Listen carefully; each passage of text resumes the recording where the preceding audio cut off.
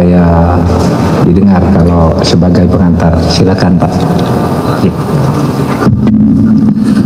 Terima kasih Pak Menko, rekan-rekan media. Hari ini saya hadir memenuhi undangan Pak Menko Polhukam terkait situasi Al Zaitun yang tentu menjadi perhatian publik di nasional. Pada dasarnya kami melaporkan progres dari tim investigasi yang kami bentuk sebagai gubernur yang melakukan investigasi dua arah, melakukan wawancara langsung kepada yang bersangkutan dan tim dari Al Zaitun, dan juga melakukan penggalian data lapangan terkait apa-apa yang menyertai permasalahan ini. Kemudian sudah disampaikan rekomendasi-rekomendasi yang tentu berdampak pada aspek hukum, aspek administrasi, dan aspek keamanan sosial di wilayah Indramayu di Jawa Barat. Nah, dengan selesainya penyampaian laporan, insya Allah dari Pak Menko akan menindaklanjuti dalam waktu yang tidak terlalu lama untuk memfollow up rekomendasi dari tim lapangan di Jawa Barat. Insya Allah arahnya sesuai dengan harapan masyarakat, tapi tentu dengan kehati-hatian karena menyangkut aspek hukum, administrasi, dan juga sumber daya manusia, anak-anak bangsa yang sedang belajar di sana, yang tentunya harus kita pikirkan solusi-solusi yang terbaik terhadap situasi ini. Jadi intinya saya datang ke sini melapor. Laporannya sudah diterima, setelahnya Pak Menko akan menindaklanjuti dalam waktu yang tidak terlalu lama. Saya kira itu, terima kasih. Itulah laporan dari Bapak Ridwan Kamil, Kang Emil, tentang apa yang sudah diinvestigasi, dipelajari, dan didalami di lapangan, lalu dilaporkan kepada kami tadi. Akan ada 3 langkah. Pertama, semua laporan baik yang masuk langsung ke Kemenko Polhukam maupun yang disimpulkan oleh timnya Kang Emil di Jawa Barat, ada dugaan kuat telah terjadinya 3 masalah. Pertama, terjadinya tindak pidana, ya. Ada beberapa hal tindak pidana, laporan masuk ke Menko Polhukam dan kesimpulan-kesimpulan dari berbagai penelitian nanti akan, dan juga ada laporan resmi yang akan disampaikan ke Polri. Nah, Polri akan menangani tindak pidananya. Pasal-pasal apa, pasal-pasal apa yang nanti akan menjadi dasar untuk melanjutkan proses pidana nanti akan diumumkan pada waktunya. Tapi Polri akan mengambil tindakan karena dari semua pintu yang masuk laporan pelanggaran pidananya, dugaannya sudah sangat jelas dan unsur-unsurnya sudah diidentifikasi. Tinggal diklarifikasi nanti di dalam pemanggilan atau pemeriksaan. Kemudian yang kedua, tindakan yang kedua adalah pemberian sanksi penataan administrasi kepada pondok pesantren, kepada YPI, Yayasan Pendidikan Islam, yang mempunyai kaki pesantren dan kaki lembaga pendidikan secara berjenjang sampai tingkat perguruan tinggi. Nah, ini akan dilakukan tindakan hukum administrasi. Kalau yang pertama tadi tindakan hukum pidana, yang kedua ini tindakan hukum administrasi terhadap Yayasan Pendidikan Islam yang mengelola pesantren Al Zaitun dan sekolah-sekolah madrasah yang dikelola oleh Kementerian Agama. Nah, tindakan administrasi ini dengan tetap menekankan pada pentingnya memberi perlindungan terhadap hak para santri dan murid yang belajar di sana. Seumpama dilakukan tindakan hukum, kita akan menyiapkan dulu langkah-langkah agar mereka yang mempunyai hak konstitusional untuk belajar itu tetap berjalan, tetapi pembenahan dan penataan serta pelurusan secara hukum atas penyelenggaraan YPI itu akan kita segera lakukan, ya, tindakan hukum administrasinya. Pidananya akan segera diproses. Kemudian tindakan yang ketiga ini menjadi tugas lagi Kang Emil sebagai gubernur bersama Kabinda, Polda, Kesbang, TNI dan sebagainya lah di Jawa Barat, yaitu menjaga kondusivitas, ketertiban sosial dan keamanan.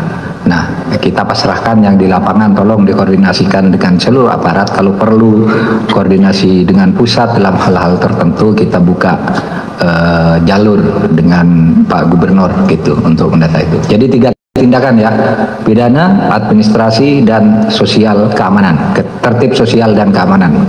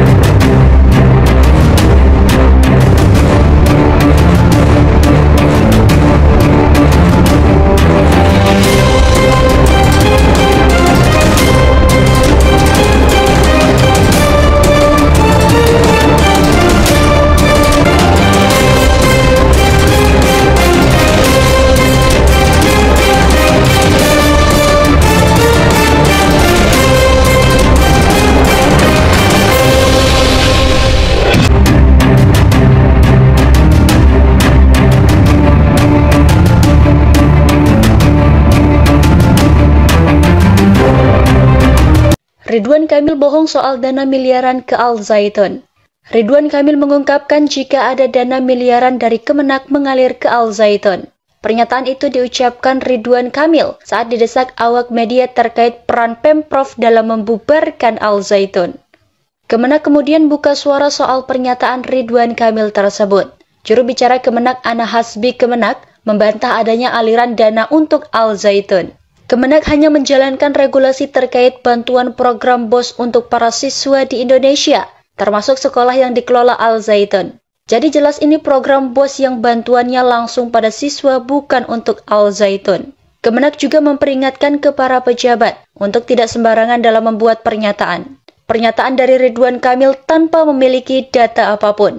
Netizen menyayangkan apa yang diucapkan oleh Ridwan Kamil. Banyak yang beranggapan ini merupakan sikap buang badan Ridwan Kamil di tahun politik, karena Al Zaitun berada di wilayah Jawa Barat. Kesalahan-kesalahan itu yang ada kan melekat pada perilaku pengasuhnya, namanya Panji Gumilang, dan itu ada indikasi tindak pidana. Nah, itu saja yang kita pidanakan.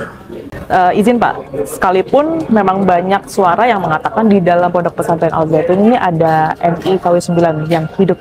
Iya, kita tahu, maka itu akan kita sisir karena pesantrennya sendiri, kurikulumnya, proses pendaftarannya, alumninya baik-baik. Tapi memang disinyalir memang ada seleksi terhadap lulusan misalnya 1000, nanti ada kira 10 atau 20 orang itu yang direkrut untuk melakukan gerakan-gerakan yang agak terselubung. Itu pun baru indikasi. Makanya kita bersihkan kotoran-kotoran seperti itu agar pesantren itu maju.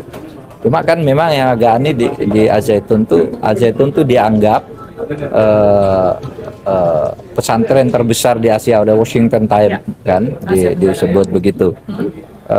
Tetapi Anda tahu kan tidak pernah ada di dalam daftar ulama Indonesia nama Panji Gumilang. Kalau ada pertemuan pondok pesantren Panji Gumilang tidak pernah ada. Nah itu satu keanehan juga, pesantren kayaknya tidak pernah kumpul sama kiai gitu, hanya ngundang orang-orang besar itu pejabat ke pesantrennya. Itu kesan saya ya. Baik. Kalau pemerintah terlalu banyak masuk ke urusan keyakinan orang, mungkin tidak baik juga ya. Kalau tidak terpaksa jangan masuk. Karena keyakinan tuh kalau menurut ilmu konstitusi kan forum internum. Ya, forum internum. Jadi kalau kita masuk ke situ lah orang percaya gitu mau diapain kan gitu, asal tidak mengganggu orang aja. Asal tidak mengganggu orang, keyakinan orang lain aja kan gitu. Pada dasarnya. Berkaitan dengan 295 sertifikat tanah berkepemilikan atas nama pribadi, ini kalau dari Pak Mahfud sendiri dan juga pemerintah mungkin indikasinya kemana Pak? Indikasinya penggelapan dan pencucian uang. Indikasi ya, tapi ini indikasi ya. Karena apa? Dugaan kita tuh dari uang yang banyak masuk dihimpun dari berbagai daerah itu, komandemen NI itu masuk ke situ lalu diberikan tanah atas nama dia, kan tidak boleh. Dana bos saja begitu masuk ke institusi pindah ke pribadi. Yang kemudian ini terus masih ada ekor-ekornya sampai sekarang, sehingga ada ribut-ribut soal Panji Gumilang sekarang ini. Iya, itu sejarahnya dari situ. Jadi Panji Gumilang ini, saudara sekalian, dulu induknya adalah Negara Islam Indonesia. Merupakan organisasi tanpa bentuk, gerakan bawah tanah, tetapi sudah ada strukturnya. Ada syekh yang memimpin, kemudian ada gubernurnya, ada menterinya, ada bupatinya, ada camatnya. Nah, itu diketahui oleh pemerintah, sehingga pada awal tahun 70-an oleh pemerintah digalang. NII ini dipecah, yang satu untuk melawan yang lain. Itu operasi Ali Murtopo memang biasa begitu dulu ada komando jihad, ada orang dipancing untuk berkumpul, lalu disuruh membuat resolusi, disuruh buat pernyataan keras, lalu sudah itu ditangkap, lalu dicitrakan ada komando jihad. Sama NII ini dulu, ini saya dengar dari sumbernya langsung nih. Jadi NII itu dulu pemerintah tahu tuh bahwa NII itu masih hidup, sudah ditumpas di berbagai tempat masih hidup, sehingga pemerintah lalu menggalang, kalau gitu diadu saja antara NII dengan NII. Maka dibentuklah NII yang ada tadi struktur pemerintahnya, yang kemudian dari NII ini salah satu wilayahnya itu Komandemen 9, itu yang sekarang menjadi Al Zaitun itu. Jadi sebenarnya itu bentukan pemerintah pada waktu itu, tapi sesudah kalau apa kira-kira kalau pakai sholawatnya orang NU itu mengadu NII dengan NII itu sama dengan sholawat asgil itu. Wa asgilidz dzalimin bidzalimin. NII adu aja sama NII kan hancur sendiri, kira-kira begitu. Nah, saudara, kemudian sesudah merasa nyaman dengan pemerintah, merasa aman, kemudian Panji Gumilang ini memecahkan diri, menampilkan sosok Al Zaitun yang seperti sekarang itu, tapi di balik ini latar belakang sejarahnya dan pengikut-pengikutnya itu masih banyak yang memang ideologinya NII. Panji Gumilangnya itu, saudara, Panji Gumilangnya itu yang kita tindak secara hukum, bukan pesantrennya. Pesantren nanti kita bina, karena secara resmi pesantren itu memang tidak pernah melahirkan teroris. Pesantren itu alumni-alumninya bagus, kurikulumnya juga bagus, tapi yang dibalik itu yang kita tindak. Apa yang kita tindak?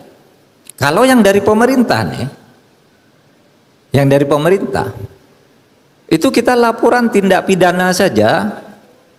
Kalau majelis ulama itu melaporkan penistaan agama, itu bukan pemerintah yang melaporkan. Kalau kita tindak pidana pencucian uang, pengumpulan uang secara diduga secara ilegal menurut saksi-saksi dan pelakunya, yang itu kemudian disamarkan seakan-akan menjadi uang halal. Saudara, pesantren Al Zaitun dengan Raden Panji Gumilang itu mempunyai 360 rekening bank. 145 rekening kami bekukan 2 hari yang lalu karena dugaan pencucian uang.